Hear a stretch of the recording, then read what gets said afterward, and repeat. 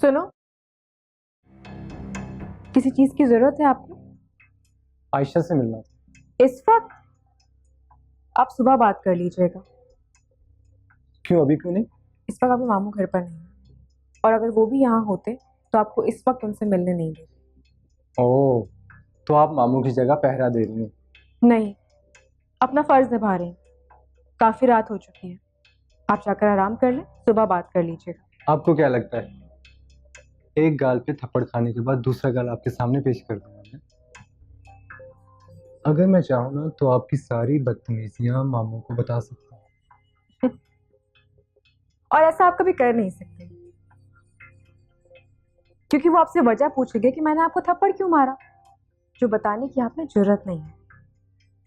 और दूसरी बात ये, आप ये बताएंगे कि मैंने आयशा से आपको मिलने नहीं दिया, तो वो उसकी भी वजह पूछेंगे आपसे, और किस टाइम पर आप उससे मिलना चाह रहे थे। तो ये सब कुछ बताने की भी जरूरत नहीं होगी आप में। तो बेहतर ये है कि समझ तो गए होंगे।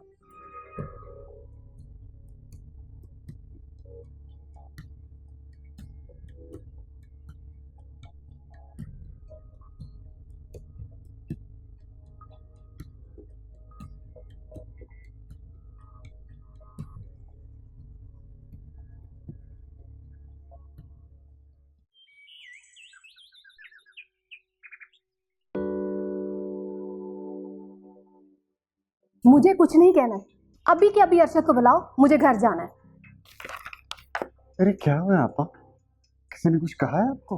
किसी ने कुछ नहीं कहा, मुझे सब समझ में आ रहा है। बेवा और गरीब बहन के लिए सिर्फ हमदर्दियां हैं तुम्हारे पास मंसूर। मैं खामखा इस आसरे पे रही कि आयशा को तुम मेरी बहू बना दोगे। बस बेटियां हैं तुम्हारी सब कुछ, मैं कौन होती हूँ फैसले करने वाली। अरे ऐसे क्यों कह रही हैं आप? इसमें आसरे वाली कौन सी बात?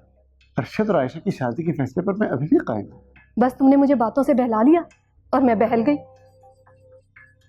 आज तो मंसूर तुम इस फैसले को आर पार कर ही दो, या तो शादी की तारीख दे दो या इनकार कर दो। जैसे आप कहती हैं वैसे ही होगा।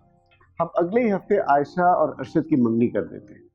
आप लोग मेरी बात साफ साफ सुन लें, मुझे कोई मंगनी मंगनी नहीं करनी।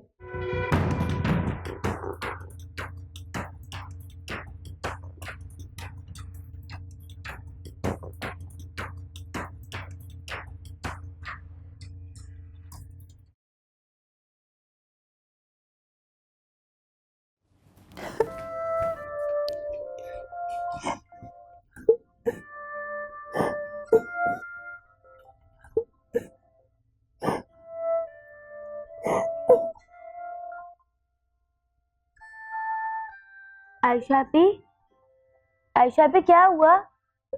आप आयशा, अब्बा ने कुछ कहा है?